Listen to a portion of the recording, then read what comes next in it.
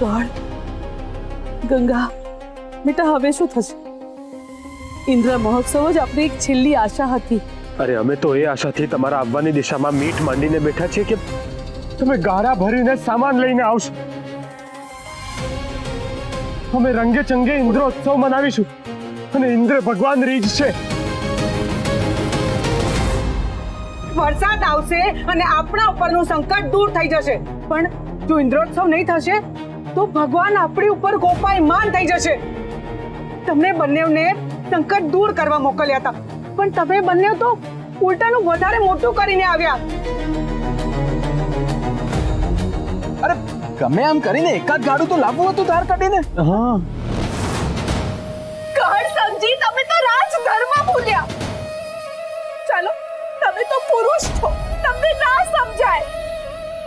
પણ ગંગા માને કેમ ના દેખાયા અમારા છોકરાઓનો ભોગ્યો માવડો?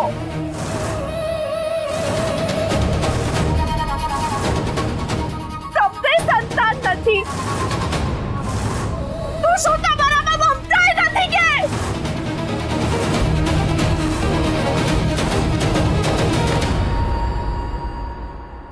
ઓહો હો, આ તો અણધારી સફળતા કહેવાય. ગાડા ના મળે તો યોજનાનો ભાગ હતો જ, પણ આ બંનેની નિષ્ફળતા છોકરાઓની વાત સુધી પહોંચી જશે એ મેં નહોતું ધાર્યું. આ ભાઈ મંગુને ક્યાંકથી મણ બાજરો આપી દેવો જોઈએ.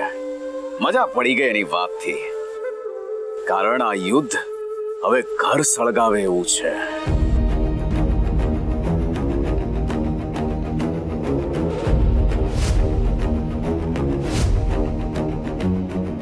બોલો ગંગામાં, બોલો બોલો ગઢ સમજી, કાંઈક તો બોલો. તમારા મોઢા કેમ સિવાય ગયા છે? કાંઈક તો બોલો. શાંતમ પાપમ શાંતમ પાપમ શાંતમ પાપમ. અરે અરે આ શું બોલ્યા તમે મંગુબેન? આ જે કાંઈ બન્યું એ તો કુદરતી આફત છે. મારા અને તમારા ખોટા કર્મોનું ફળ છે. એ દુષ્ટ શક્તિએ ઊભું કરેલું સંકટ છે આ.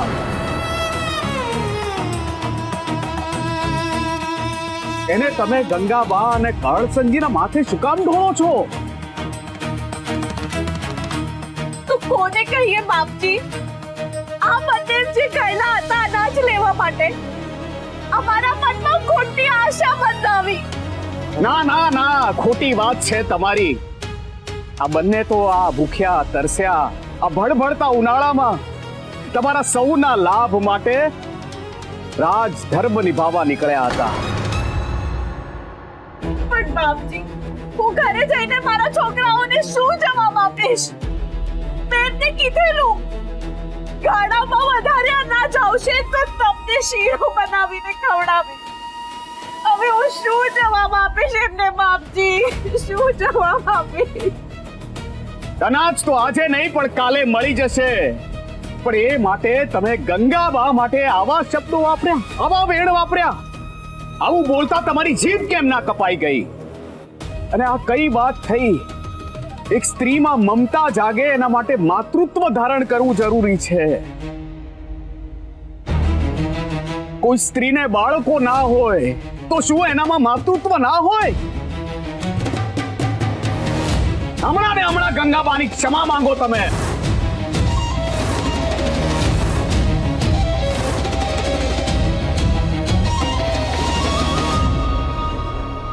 નાના મંગુબેન, રડો નહીં અને તમને ક્ષમા માંગવાની કોઈ જરૂર નથી. અને બાપજી, અમને આમના વેણ ક્યારે પણ કડવા ના લાગી શકે, કારણ કે આ તો અમારો પરિવાર છે. જે પ્રેમ કરે છે સો પણ કરી શકે છે.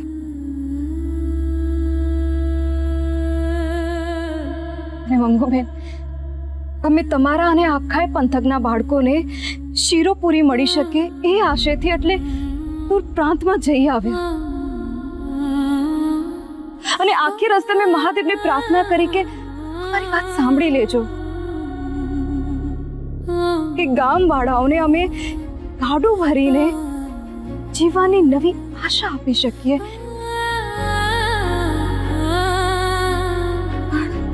આવી આફતમાં કોણ રાજા ને કોણ પ્રજા? મંગુબેન, મારા ઘરે તો હું ભિક્ષા માંગવા આવેલો ને, ત્યારે તમે જ મને કહેલું કે બધું જ ઠીક થઈ જશે અને થશે જ. અમે પણ એવું ઈચ્છીએ છીએ કે આપણા ગામના કૂવા ક્યારેય ના સુકાય, કોઈના પણ આંખના આંસુ ક્યારેય ના છલકાય.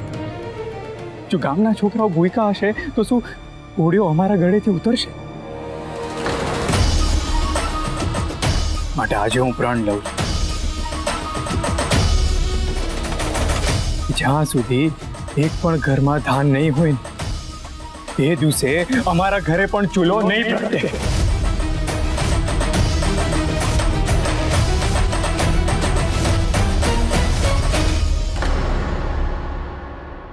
ગંગાબા અને કાળસંથી, અમે તો તમારા પોતાના છીએ. તમારી સાથે રહીને ભૂખ્યા રહી લઈશું અને જીવી લઈશું અને માની પણ જઈશું.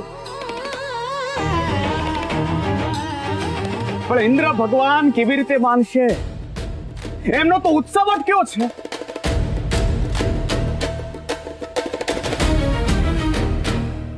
આ જે કાંઈ બન્યું એમાં તમારો કોઈ દોષ નથી. તમારા હૈયે ખોટ હોત તો મેં તમને આદેશ આપ્યો જ ના હોત. બાપજી, આદેશ કરો. આગળ શું કરવું છે? તમે તો આ ગામનું ભલું જ વિચાર્યું છે, પણ જેનો પડછાયો આપણા સૌના માથે ગ્રહણ બનીને આવ્યો છે એ તમે બેઉ નથી, એ બીજું કોઈ છે. જેના પગલે આખું ગામ અભડાયું છે એ તમે બેઉ નથી, એ બીજું કોઈ છે.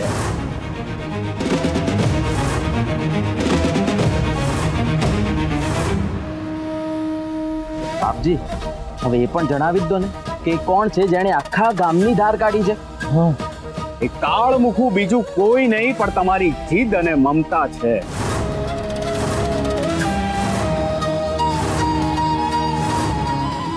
એ તમારી માનવતા છે, જેને કારણે તમે આખા ગામની ના હોવા છતાં પેલા પાપિયા જીવ રામદાસને ઘરમાં ખાલ્યો.